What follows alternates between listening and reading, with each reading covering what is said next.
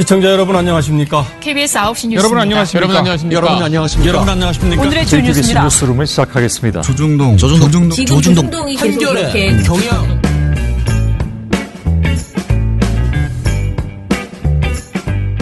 민원연의 미디어 탈곡기 318을 시작하겠습니다. 네, 안녕하세요. 저는 민원연에서 사무처장을 맡고 있는 김원경입니다. 피로한 김세욱입니다. 듣기만 해도 너무 피로해. 네, 전 배나은 활동가입니다. 이정현 활동합니다. 네, 이정일 PD가 그 인사를 하는 게 자꾸 적응이 안 돼가지고요. 내가 자꾸 말을 치고 들어가. 그럴까봐 PD님이 제 말이 끝나기 전에 되게 급하게 들어오세요. 급하게 그런 거예요? 그런데도 실패했습니다. 맞물림. 네. 죄송합니다. 네. 자, 그러면은 저희 오늘 정말 많은 분들, 특히 한 분 TNO님이 겁나 기다리셨던 민원연 주성치 하는 날입니다. 근데 주성치 하기 전에 저희가 미디어 스크랩을 해야 되는데요. 정말 어제 저희가 깜짝 놀랐습니다. 이런 또 제가 망신을 당하다니 저가 막 이정일 PD가 퇴근한 이후에 난리를 쳤습니다. 일단 사정을 말씀드리면요. 저희가 오보를 냈네요. 예, 뭐냐면요. TBS 정찬현 사장이 현 사장이 아니고요. 퇴임식을 하셨다고 합니다. 언제가 만드셨대요? 저도 날짜는 모르겠고요. 퇴임식을 하셨답니다. 그런데 이게 기사에 안 나와서요. 저는 정찬영 사장이 YTN 사장에 응모했다라는 것은 분명히 기사에 떠 있고 저는 사실은 계속 이게 검색을 통해서 이런 내용들을 이제 했는데 검색이 딸렸나 봅니다. 그래서 혹시나 하고 왜 전 사장, 그러니까 이게 이상하잖아요. 그렇죠. 네. 사장인데 나가는 거. 네. 그래서 이제 알아보니까 퇴임식을 하셨다고 합니다. 정말 죄송합니다. 정찬현 사장은 퇴임하셨고요. 아무 문제가 없고 그러니 YTN 사장이 되셨으면 좋겠다. 지금 170이니까. 이런 저의 바람을. 위험하지 않나요? 안 위험합니다. 뭐 위험해도 제 바람은 제가 아무튼 말해본다. 뭐 내가 말한다고 아무리 동티가 나겠어? 그지? 내가 말한다고 될 것 같진 않고요. 앞으로 사장 되면 전화하시라고. 네. 뭐 사장 되면 아무튼 제발 방송을 잘 만드시길. 바라고요. 그래서 어제 사실 바로 제가 YTN 관련된 그 내용 전체를 내렸으면 좋겠다라고 이정일 PD에게 말하려고 하는 순간 이정일 PD님이 퇴근을 했더라는 그래서 지하철에 거의 타기 직전이었어요. 네. 그래서 할 수 없이 방송은 나가버렸고 그러나 아무튼 정찬현 사장한테 해가 될 수도 있고 또 저희가 어찌됐든 잘못 확실하지 않은 내용을 말씀드렸고 해서요. 빠르게 지금 정정을 드립니다. 저희가 게시판에도 팟빵 게시판에도 그 댓글 다는데도 좀 써놓을게요. 죄송하다 이렇게 혹시 방송 못 들으시는 분도 있을 수 있으니까요. 자, 그러면 오늘 저희 미디어 스크랩을 KBS 성평등 센터가 생겼다라는 것으로 하려고 하는데 사실 이게 미디어 스크랩으로 할 내용이 아니고 주성치에서 다뤄줘야 되는데 이번 주에 주성치가 할 내용이 너무 많습니다. 그래서 요거 하나를 제가 쏙 이쪽으로 빼왔습니다. 그리고 사실 이거는 길게 말할 것이 없어요. 누구를 막 이렇게 욕하고 싶은 그런 본능에서 제가 이 주제를 가져왔는데요. 일단은 KBS가 이사회에서 그러니까 18일 열린 이사회에서 성평등 센터 설치를 위한 직제 규정 개정안을 의결을 했습니다. 저는 이 성평등 센터가 이제 생기어서 뭐 어쩌고저쩌고 하는 얘기를 그 전부터 이 얘기가 계속 나왔었거든요. 만들어야 된다는 얘기가. 그리고 실질적으로 양승동 사장이 이것에 대한 구체적으로 이제 약속을 뭐 이렇게 하겠다라는 생각도 있었고 해서 당연히 할 것이라고 생각해서 아무 문제가 없고 뉴스거리가 1도 없다고 생각했거든요. 그냥 이거 만드는 거야. 당연한 거야. 이제 이게 무슨 뭐 대단한 것이 아니잖아요. 저는 너무 당연한 일이라고 생각했는데 이것을 뉴스로 만들어준 사람들이 있더라고요. 뉴스로 만들어줍니까? 네. 뉴스메이커. 네, 뉴스메이커. 두둥 누구죠? 이거는 나은 씨가 좀 얘기해 주시죠. 네, 바로 소수 이사들입니다. 네. 네, KBS 소수 이사들 이제 몇 분 계시죠. 유명한 분들이 네. 뭐 차기환, 조우성 뭐 이런 분들이요. 네. 근데 이런 분들이 이 관련된 안건이 상정될 당시부터 계속 어그로를 끌었다는 겁니다. 그러니까 뭐 만들면 안 된다. 아니면 이런 이름을 지으면 안 된다. 막 이러면서 알 수 없는 그 반대를 했다는 거예요. 근데 대표적으로 차기한 이사 같은 경우는 성평등 센터는 감사, KBS 지금 현 감사의 권한을 침해한다. 그러니까 왜 그런 게 뭐 옥상옥이 생기냐 이러면서 네. 반대를 했다고 해요. 근데 이런 말을 하려면 기본 전제 조건이 뭐냐? 감사가 제의를 제대로 했을 때 네. 그런 말을 할 수 있는 것이겠죠. 근데 KBS 감사 같은 경우는 뭐 미투가 나와서 성폭력 가해자 징계 관련 안건을 논의를 해야 되는데 그 다른 방송사들은 다 이제 징계를 했거든요. 이런 건이 떠졌을 때. 근데 KBS 감사실은요. 성폭력 감사 중단 논란을 일으켰어요. 가해자한테 피해자가 뭐 이렇게 뭐 소송을 당했다는 이유로. 근데 너무 이상한 이유 아니에요? 소송을 당했으니 중단. 네. 그런 상황에서 이런 주장을 한다는 건 뭐냐. 결국 KBS 감사실 권한을 지켜주려고 성폭력 피해자들을 다 희생역으로 삼겠다. 그런 주장이라고 저는 생각합니다. 그리고 또 하나 제가 좋아하는 조우석 이사. 네, 이분은 제가 되게 굉장히 좋아하는데 왜냐. 이분이 또 되게 눈치 없이 이사 연임에 또 도전을 하셨어요. 네. 굉장한 셀럽이시고. 그래서 이분이 하신 말씀이 굉장히 주옥 같아서 전달드리고자 합니다. 네. 성평등이라는 말에는 동성애, 수간, 소아성애까지 포함된다.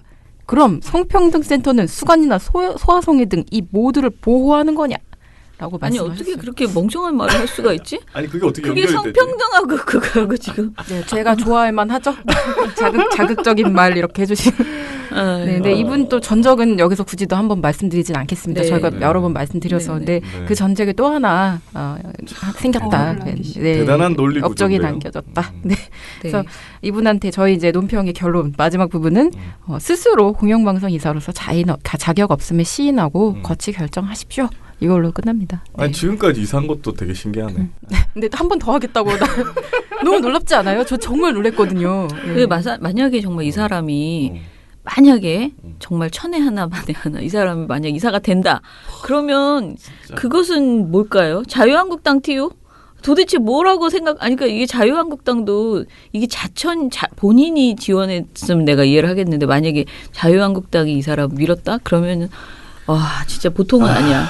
아무리 자유한국당이어도 이거는 지금 아니다라는 생각이 드는데. 방통위가 스스로 해야 되는데 자유한국당이든 뭐든 뭐 추천을 받아서 그랬다라고 하면은 이제 저희는 방통위에 대해서 문제 제기를 해야죠. 네, 저는 거의 이 사람이 되면요 이호성 위원장 퇴진운동 벌릴 생각입니다. 전 얼굴 프린트 만들 가면 만들 거라고요.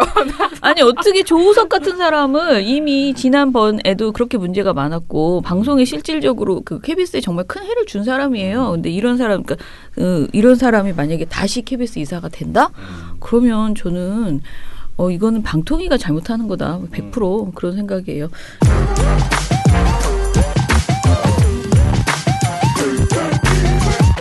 네, 그러면은 이제 미디어 스크랩은 이것으로 마치고요. 주성치 해보겠습니다. 아 주성치가 뭐죠? 한 주 지나니까 또 까먹었네.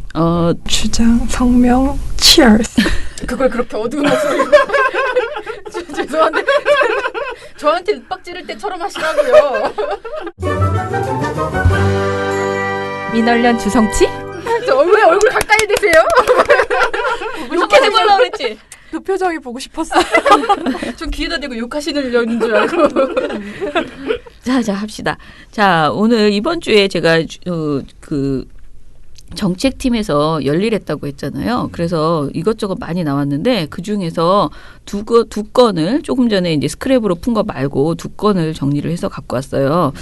그런데 먼저 삼성 반도체 피해자 관련 단체인 반올림이 언론사를 대상으로 진행했던 손배소송에서 굉장히 의미 있는 승소를 지금 이어가고 있습니다. 저희가 이 이야기 간단하게 스크랩에서는 승소할 때마다 이렇게 전했습니다. 그런데 이것이 생각보다 또 언론에서 별로 다뤄지지 않고 있다는 승소한 거 이런 거 그러니까 뭐든지 딱 똑같아. 삼성한테 불리하면 보도 안 한다. 이건데요.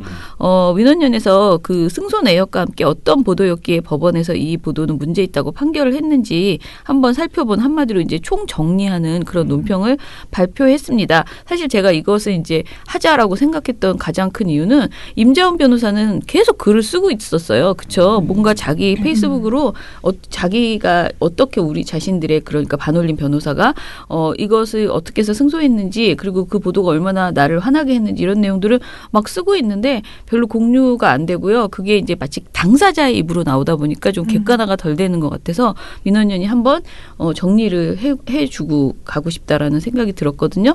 자, 그러면 일단 반올림에서 승소한 사건이 모두 몇 개였는지 얼마를 배상 판결을 받았는지 얘기를 해주세요. 네.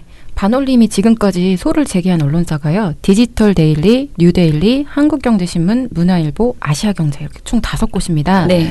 근데 이 중에서 아시아경제를 제외한 4개 매체에 대해서는요. 손배소송에서 승소를 했습니다. 네. 네, 근데 가장 최근의 승소 판결은 지난 2일 한국경제와 문화일보 그리고 아시아경제 이 세 곳에 대한 손배소에서 나왔는데요. 네.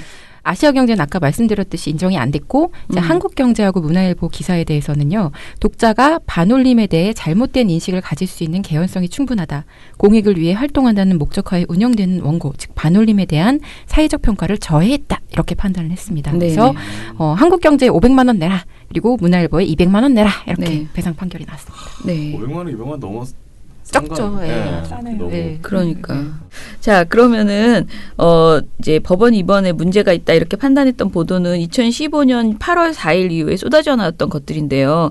그때 이제 무슨 일이 있었냐면 삼성전자 직업병 피해보상 협상조정위원회에서 공익법인 설립을 위한 보상을 권고한 조정 권고안에 대해서 삼성전자가 이제 공식적으로 반대 입장을 표명하고 자체 해결 방안을 발표하는 그런 상황이었습니다. 그러자 언론들이 쏟아낸 보도는 이것에 대해서 삼성 편을 노골적으로 드는 거죠. 그러니까 삼성은 이렇게 노력하고 있는데 왜 반올림은 그 피해자의 이익을 고려하지 않고 단체의 이익만을 위해서 그러니까 그 진짜 그 반도체 피해자는 그런 생각을 갖고 있지 않아. 그런데 반올림이라는 자신들의 단체의 이익만을 위해서 공익법인 설립을 고집하고 있고 오히려 이 문제를 해결하는데 그러니까 뭐랄까 디딤돌이 아니고 걸림돌이 되고 있다. 반올림이 이런 주장을 하는 것이죠. 반올림 빠져라. 예, 그렇죠. 그러니까 피해자들은 지금 삼성하고 잘 얘기가 되고 있는데 반올림이 껴가지고 자꾸 자신들의 이익을 위해서 그런 목리를 부리고 있다. 이런 식의 보도를 한 거죠. 그때 언론들이 보도한 내용은 사실 저는 이 소송 너무 적게 했다라고 생각하거든요. 예, 사실 훨씬 더 많았는데 저희가 그 땡볕에 이때 이제 8월 4일 쏟아져 나왔다 그랬잖아요. 생각이 나요. 너무너무 더운 날 그 강남역 근처에 있는 삼성 건물 앞에 가서 기자회견을 하고 요렇게 5개를 저희가 고소한다라는 그 공동 기자회견을 했었거든요. 그런데 그때 다른 보도들에 대해서도 얘기하면서 이건 진짜 상징적으로 이렇게 5개만 일단 내본다라고 이야기를 했었어요. 그럼 그때 언론들이 보도한 내용을 좀 몇 가지만 소개를 해 주시죠. 네, 이번에 법원에서 허위라고 판단했던 한국경제 기사는요. 네. 2015년 8월 4일자 기사인데요. 네. 제목이 삼성 1000억 출연에도 반올림 공익법인 설립 고집 이겁니다. 제목만 봐도 뭐 느낌이 오시죠? 네. 네, 내용을 보면요. 삼성은 조정위원회 안을 대부분 수용했다. 근데 반올림이 공익법인 자꾸 그 문제를 걸고 넘어져서 반발하고 있다. 이런 내용이고요. 네. 이 얘기를 계속 반복합니다. 거의 다른 비슷한 유사 기사들에서도요. 네. 근데 법원 판결이 좀 이제 중요한데요. 네. 삼성전자가 조정 권고안 대부분을 수용했다고 평가하기 어렵다. 그치. 네, 실제 그렇죠. 사실관계를 보면 누구나 그렇게 볼 수 있죠. 그리고 또 원고인 반올림이 공익법인 설립만이 유일한 문제 해결 방식이라고 주장했다고 보기도 어렵다. 네. 그러니까 반올림은 정말 피해자들이 원하는 방식으로 한다. 하지만 이것이 더 공익적인 목적에 부합한다라고 주장을 했던 거지. 네. 이거 아니면 절대 못해. 막 이렇게 한 게 아니란 말입니다. 네. 그래서 법원이 이걸 인정한 겁니다. 네. 그리고 한국경제는 같은 해 9월 14일 이거 보도 제목이 시민단체가 피해자 보상보다 공익법인에 더 집착하는 이유. 이 제목. 약간 매력적인데요? 말도 안 되는 기사 제목을 이렇게 써놓고 내용에다가는 조정권고안에 따르면 공익법인 출연금 1000억 원 중 300억 원을 운영비로 사용할 수 있다. 보상금을 지급하고 남는 금액이 있으면 공익법인이 수행하는 다른 사업을 재원으로 사용한다. 이렇게 보도를 했습니다. 그러니까 반올림 돈벌이를 하기 위해서 이렇게 한다. 그러니까 일부는 그렇게 쓰겠지만 나머지 중을 이렇게 슈킹을 해서 다 반올림이 쓸 수 있는 것처럼 그런 쓴다. 용도로 쓸 수 있는 돈인 것처럼 설명을 해놓은 거죠. 네. 그 반올림에서 공익법인 설립을 강조한 건 사실 독립성이 담보된 공익 목적의 사회적 기구를 만들어 놔야지만 향후에도 이 사안이 이번에만 그치는 게 아니잖아요. 그러면은 이 사안을 계속 사회적 의제로 부각할 수 있다 이렇게 봤기 때문이었거든요. 네, 근데 한국경제는 계속 삼성 돈을 이렇게 탐내서 반올림 이런 행동을 한다 이렇게 보도를 반복해서 한 거죠. 네, 근데 중요한 건 법원 판결입니다. 네. 법원은 이를 두고 반올림이 피해자들의 이익보다 자신들의 이익을 위해 공익법인 설립을 주장한다는 잘못된 인식을 네. 독자에게 줄 수 있는 개연성이 충분하다. 해당 기사들이 네. 이렇게 지적을 하면서 이 보도가 반올림의 사회적 평가를 저해하고 있다라고 지적했습니다. 네. 반올림이 삼성 돈이 탐나서 억지를 부리는 게 아니라 삼성 돈을 탐내는 건 또 누군지 누구야? 한국경제야? 저는 뭐 특정하지 않았습니다. 네, 다 눈치는 채셨을 겁니다. 네, 그럼 가장 적은 돈을 배상하는 문화일보 보도 이거 저도 기억이 나는데요. 반올림이 보상 논의를 먼저 하자는 피해자들에게 탈퇴를 요구해서 피해자들이 분열됐다라는 기사였거든요. 이것도 좀 설명해 주세요. 네, 2015년 10월 12일 기사였는데요. 문화일보는 이 기사에서 반올림은 발병자와 가족 등 당사자 8명과 활동가로 구성돼 출발이 됐으나 보상 논의를 먼저 하자는 당사자들에게 탈퇴를 요구해 결국 분열됐다. 이렇게 썼습니다. 이 내용만 보면 뭔가 반올림이 다 쫓아내놓고 그런 느낌이 들죠. 그렇죠. 그래서 뭔가 피해자보다 자신의 목적을 우선한다는 한경의 그 어떤 논리가 또 여기서도 반복이 되는 건데요. 네네. 법원은 이 보도에 대해서도 객관적인 기술이 아니다. 문맥상으로도 반올림의 요구로 피해자 일부가 반올림에서 축출됐다고 독자들에게 전달하면서도 어떤 취재 결과 이런 기사를 작성했는지 근거를 제시하지 못하고 있다. 네. 그러니까 그냥 뇌피셜이라는 거죠. 네. 네, 그래서 좀 화가 나는 건 물론이고 나아가서 좀 보는 사람이 부끄러워지는 그런 기사였다 생각이 듭니다. 아니 이게 상식적으로도 반올림이 굳이 사람을 자기 지금 피해자들을 돕겠다고 하는데 피해자를 다 내쫓고 너무 이상하죠. 말이 안 되는 것 같은데. 그러니까요. 자, 아직 우리가 부끄러우면 안 되는데요. 왜냐면은 제가 이제 그 한국경제나 문화일보보다 이제 더 큰 피해 1,000만 원씩 물게 된 이들에 대해서 이제 이야기를 해야 되는데요. 자, 이제 이들은 거의 아까 그쪽은 약간 부끄러운 수준이면 이번에는 완전히 벗고 뛰는 그런 수준입니다. 자, 문제백화점 같은 이 기사들에 대해서 얘기를 해주시죠. 뉴데일리 기사부터. 네, 그 제목만 전해들어도 그 느낌이 충분히 살지 않을까 싶습니다. 먼저 뉴데일리 기사 제목, 협상 최대 걸림돌은 반올림. 반올림 노숙주쟁 빈축, 매일 밤 술 판매 쓰레기. 반올림 생떼에 놀란 외국인, 너네 나라 괜찮니? 반올림 욕설, 노숙 집회에 멍드는 동심. 네, 삼성의 목리, 반올림 과거 행적본이 전문 시위꾼? 네, 명분 이름 반올림, IS 끌어들이기? 뭐지? 또 뭐야? 대리인 세우고 바다로 놀러간 반올림 논란 등등이 있었습니다. 네. 야, 그냥 읽는데도 제가 지금 너무 마음이 괴로워요. 너무 충격적이네요, 진짜. 저 이 바다로 놀러간 반올림 논란은 생각이 나네요. 그죠. 맞아요. 민원연에서 보고선 있었어요. 네. 이런 기사들에 대해서 지난해 11월 1심 법원이요. 표현의 형식과 내용이 지나치게 경멸적이고 모욕적이어서 원고인 반올림이 인격권을 침해했다. 사실의 존재를 수긍할 만한 소명 자료를 전혀 제출하지 못했다. 등의 지적을 하면서 계속 명예훼손하고 모욕 혐의를 모두 인정을 했습니다. 그래서 이게 1,000만 원 배상. 아니 근데 이걸 1,000만 원 너무한 거 아니야? 그러게요. 억 단위로 나와야 되는 그러니까 나는 최소한 이 기사 한 건당 1,000만 원은 나와야 되는 상황인 것 같은데. 이걸 다 합해서 1,000만 원이라는 거죠. 아유 재판 너는 보람이 없네. 그냥 정말 그러니까 우리가 어찌됐든 이겨서 좋긴 하지만 1,000만 원은 이렇게 하고 1,000만 원 하면 진짜 명예훼손하는 사람들이 더 늘어나지 않을까. 그런 생각이 들 정도네요. 이거 삼성 광고를 얼마나 받았을지 뭐 한번 체크해보는 것도. 그러네요. 네. 자, 그러면 디지털 데일리도 지난해 7월 1심에서 모욕 혐의가 인정돼서 1,000만 원 배상 판결을 받았는데요. 2015년 8월 12일부터 2016년 3월 8일까지 그동안 이제 기사와 칼럼을 통해서 반올림이 오로지 스스로의 이익 또는 존속을 위해서 무리한 주장으로 협상을 방해하고 있다라는 이번에도 마찬가지로 모욕적인 표현을 계속 했다고 하는데요. 이것도 좀 설명해 주세요. 그 표현을 한번 좀 읽어드릴게요. 네. 반올림이 단체 존립을 위해 피해자 가족을 볼모로 잡고 있다. 선전선동에만 신경이 팔려 있다. 네. 거짓 정의의 가면을 벗어라. 이거 두 얼굴의 단체. 이런 표현을 막 씁니다. 근데 법원이 여기에 대해서요. 언론 기관으로 가질 수 있는 비판적 시각에서 기사를 작성했다는 점을 고려하더라도 그 취지나 표현의 정도가 지나치게 경멸적이다. 이렇게 꼬집었고요. 다만 이제 법원은 아시아경제가 2016년 5월 9일날 작성한 기사에 대해서는 허위사실 적시를 인정하지는 않습니다. 다만 이렇게 얘기는 합니다. 다소 과장되어 있어 보인다.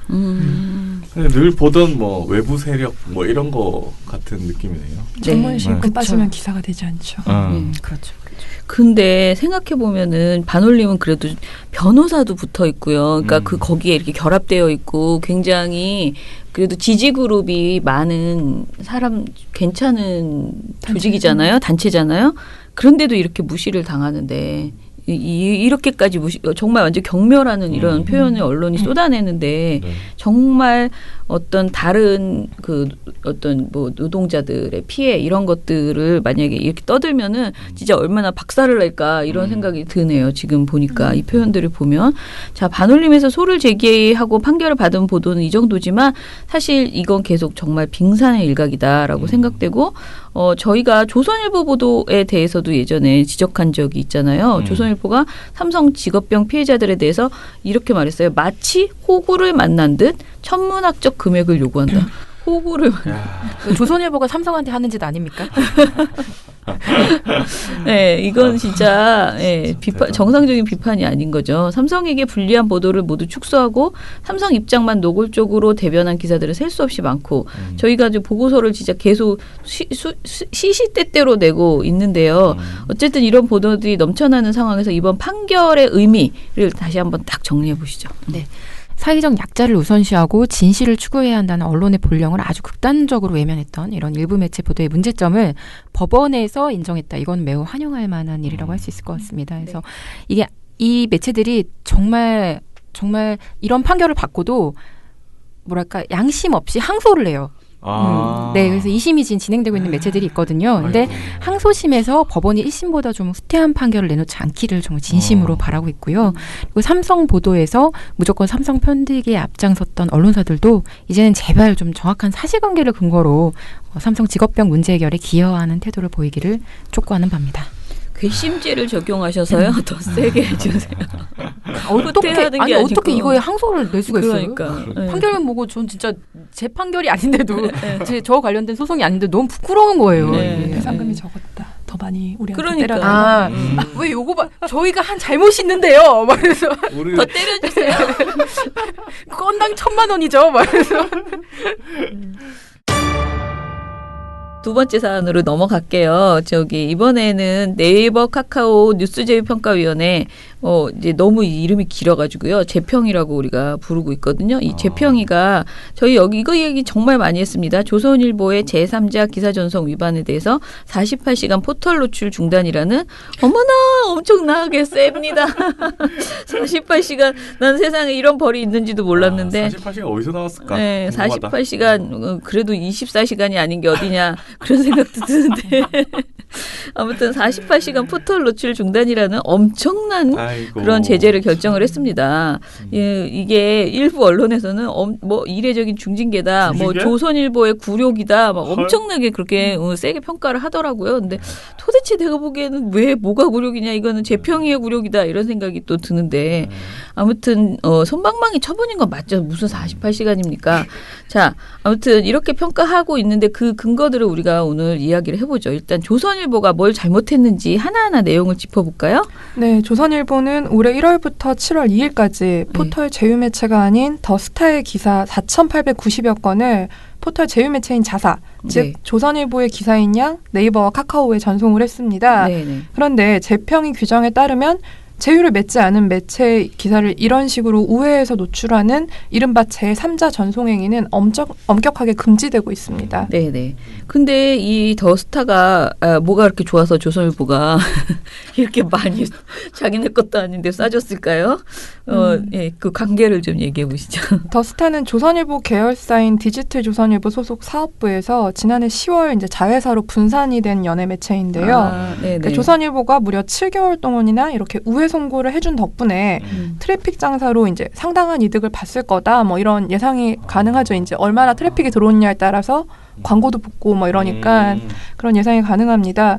그래서 근데 앞서 말씀드린 것처럼 재평의 규정은 계약을 맺지 않은 매체사의 기사 전송, 그러니까 3자 기사 전송을 굉장히 명백한 부정행위로 규정을 하고 있는데요. 언론 보도에 따르면 재평이는 조선일보에 50점이 넘는 벌점을 부과를 했다고 합니다. 저랑은 궁금한 게 계약을 맺지 않은 언론사라고 했잖아요. 이게 포털과 계약을 맺지 않은 포털과 제휴하지 않은 언론사. 뉴스 제휴가 안 되는. 그러면 더스타는 포털과 제휴가 안 돼 있는데 조선일보가 더스타 거를 올려줌으로 해서 더스타가 이익을 봤다. 그렇죠. 그거는 원래 안 되는 건데 해서 제재를 받았다. 네, 그렇습니다. 근데 이 50점이 많은 거예요, 적은 거예요. 이거 우리가 좀 점수를 감이 안 와가지고. 네. 제재 기준에 따르면 네. 제3자 기사 전송이 1일, 즉 24시간 동안의 기사 송고량 대비 5% 이상인 경우 벌점 1점을 받게 됩니다. 네. 그리고 중복 기사 비율이 올라가면 벌점도 10점까지 올라가게 되는데요. 네. 이제 벌점은 매년 3월을 기준으로 이제 1년 동안 12개월 동안 누적이 되는데 네. 이 기간 동안 누적 벌점이 4점 이상이면 그 24시간 포털 서비스 노출 중단, 6점 이상이면 재평가 기준이 되게 됩니다. 네. 그리고 이제 벌점 10점 이상이면 그 2점을 초과할 때마다 노출 중단이 24시간씩 늘어나는데요. 그러니까 뭐야? 이 기준으로 봐도 조선일보는 지금 굉장히 유례없는 수준의 많은 벌점을 받긴 한 거죠. 아니 50점이면 이거 뭐 그러니까 심사하는 사람들이 이런 벌점 본 적이 없어요. 막 이렇게 깜짝 놀랄 만한 벌점인 거죠. 그러니까 근데 뭐야? 보니까 이게 24시간 동안의 기사 송고령 대비 5% 이상인 경우에 1점이에요, 고작. 그러니까 5% 이상이라는 그러니까 한 건의 1점도 아니잖아요. 그러니까 뭐 기사는 엄청나게 많았는데 그럴 때 고작 1점을 받게 되는데 그것이 또 50점이나 됐는데 자, 누적 벌점 4점 이상이면 24시간 서비스 노출 중단이라는 점을 주목해야 됩니다.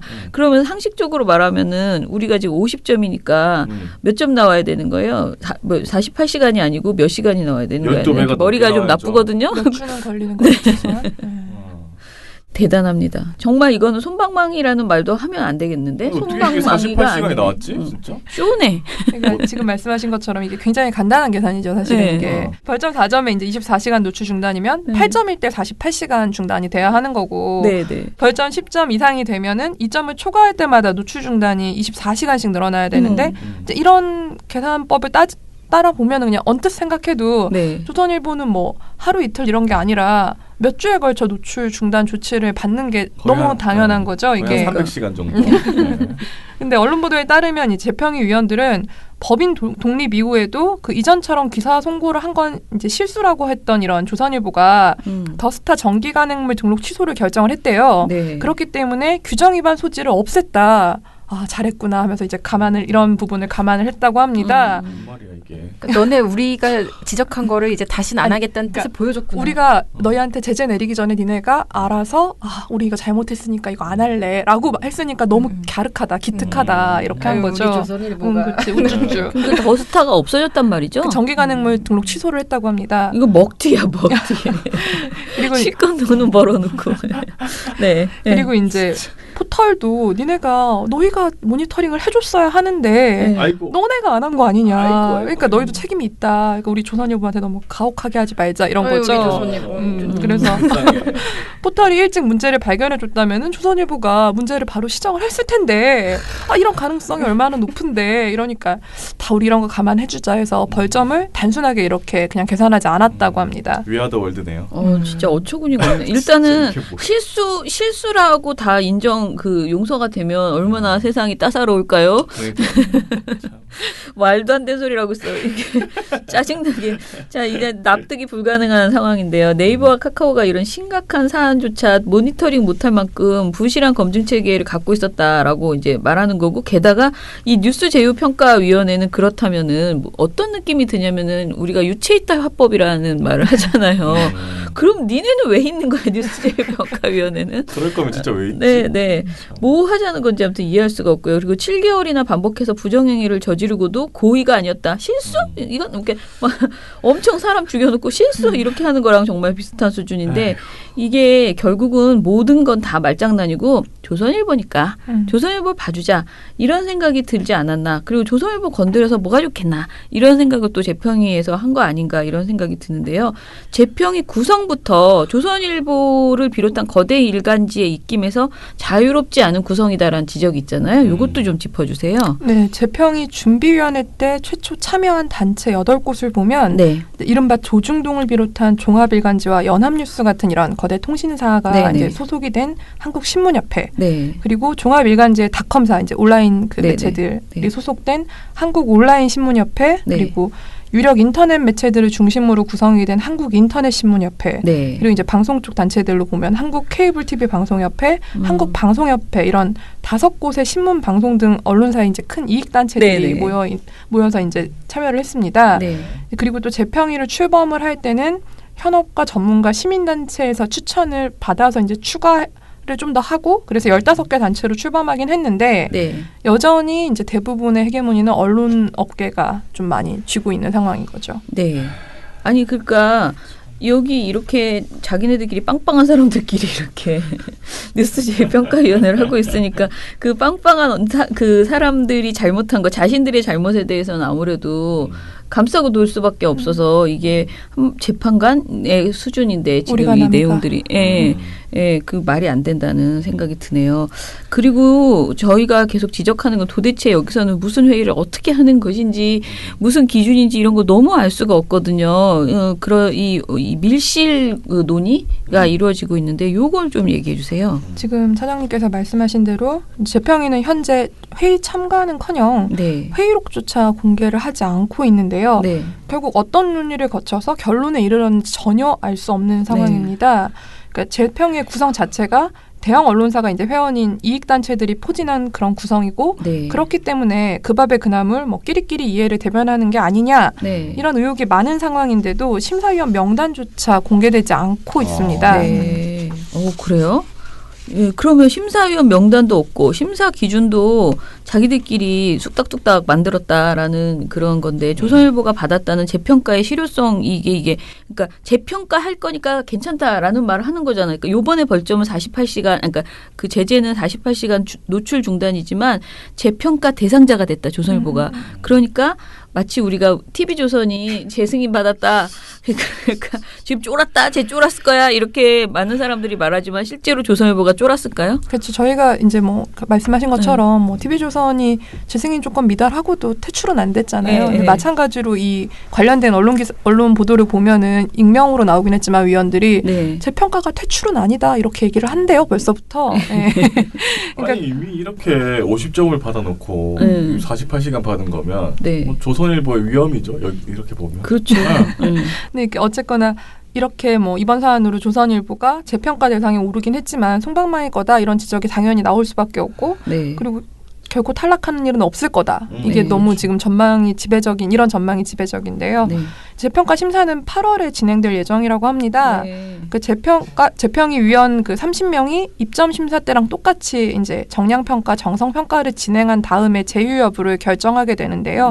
그런데 조선일보는 어쨌든 굉장히 오랜 시간 동안 매체를 운영했고 기자도 굉장히 많고 이렇게 체계를 갖추고 있는 회사이기 때문에 기사 생산량이나 뭐 자체 기사 비율 등을 보는 이런 평가를 통과하지 못할 가능성은 굉장히 낮습니다. 아까도 보면은 이제 전체 기사 중에 뭐 5% 뭐 이런 식이었잖아요. 벌점 매길 때도 보면은. 근데 뭐 100개를 생산하는 하루에 100개의 기사를 생산하는 매체에서 5%를 받는 것과 10개의 기사를 생산하는 매체에서 5%를 받는 건 전혀 다른 거죠. 그러니까 조선일보 같은 이런 큰 언론사의 유리한 구조로 애초부터 짜여져 있다 이렇게 볼 수 있습니다. 그러니까 이 성적표 자체가 이 조선일보나 이런 큰 업체에게는 굉장히 유리한 성적표라는 소리인 것 같아요. 그죠? 자, 그럼 걸론망이 되지 못하는 그 평가나 재평가가 있는 상황인데 이게 무슨 의미인지 재평위는 왜 만들어 놓고 뭘 한답시고 이러고 있는지에 대해서 참 답답한데요. 사실 제가 살짝 말씀드리면 예전에 우리 재평위에 우리도 들어오라는 제안을 받았었다고 했었잖아요. 처음 만들어질 때. 근데 이제 그때 당시에 저희가 재평위에 대해서 이것저것 알아보다가 결단을 내린 게 참여하지 않는 것이 좋겠다. 왜냐하면 들어가면 들러리를 우리가 서버리게 되겠다. 라는 생각에서 저희가 추천을 아무도 안 했어요. 저희 정책위원이나 뭐 사무처에서 누가 들어가야 되나 이런 고민을 진짜 했는데 잘했다라는 생각이 지금 와서 보면 들어요. 왜냐하면 들어갔다가 한 달 만에 나왔을 것 같아요. 그들의 명분이 되는 상황이 되죠. 그렇죠. 그러면 도대체 재평위를 어떻게 개선해야 된다고 생각하시는지. 일단 재평이 설립 취지, 저희는 이런 모든 문제를 볼 때 설립 취지가 어땠느냐를 사실 먼저 봐야 된다고 생각을 하거든요. 그러니까 설립 취지를 보면은 공정하고 투명하게 제휴 심사를 하겠다 이겁니다. 근데 하지만 지금처럼 이해관계 집단이 재평위에서 자리를 막 차지하고 있고 그러니까 공정하고 투명한 심사는 당연하게 어렵고 이렇게 좀 의심받을 수 없는 상황인데요. 결국 이해관계 당사자들을 배제하고 운영 과정의 투명성을 확보해야 한다는 게 저희 생각입니다. 그러니까 그냥 한마디로 말씀드리면 처음부터 다시 다 제대로 구성해야 된다 이런 말씀드리고 싶습니다. 고심 끝에 해체해야 된다. 고심 안 하고 해체해야 된다. 고심까지 할 필요 뭐 있습니까? 문제가 너무 투명한데. 문제가 투명하다. 너무 웃기다. 문제는 투명하고 고심하지 말고 해체하십시오. 네. 아 근데 네이버는 이렇게 맨날 위원회 만들어 놓고 위원회 그러니까 네이버 다음 다 이렇게 위원회 뒤에 숨어가지고 나쁜 짓은 위원회가 다 그러니까 나쁜 결정 좋은 결정 다 위원회가 하는데 좋은 것은 별로 없고 맨날 들러리만 서주는 이런 상황이 위원회를 많이 만들면서 본인들의 책임은 계속 스킵이 되는 거죠. 그러면서. 근데 또 이 위원회에 들어가게 되잖아요. 그러면 또 그게 돈도 받고 뭐 좀 명예도 어찌됐든 힘도 살짝 생기고 하다 보니까 서로 좋은 게 좋은 거지 하고 이렇게 친해지게 되는 거예요. 네이버하고도. 그게 저는 사람의 속성인데 네이버가 사람 관리하는 이 사람 장사? 사람을 자꾸 이렇게 자기 인맥을 뭐 위원회를 만들어서 우리 네이버 진하게 이렇게 하면서 계속 이런 위원회를 통해서 뭐랄까 오피니언 리더들 그러니까 포털 관련 오피니언 리더들을 자기 사람으로 이렇게 관리하고 있는 것 아닌가 그런 생각도 저는 좀 들거든요. 그래서 전반적으로 봤을 때 네이버가 책임 있게 자기네들 스스로가 뭘 해야 되는데 계속 외부의 사람들을 동원해서 뭔가 이렇게 하는 것은 좀 적절치 않다라는 생각이 들어요. 제가 네이버라면 이렇게 할 것 같아요, 계속. 그쵸. 네. 그치, 이거 사람들 모아가지고 괜찮아. 계속 이렇게 하면 나는 욕 안 먹고 이 사람들 해가지고 그냥 돈 주고 관리하고. 어쨌거나 형식적인 완결성 갖출 수 있게 되니까. 네네. 뭐 마음에 안 드네.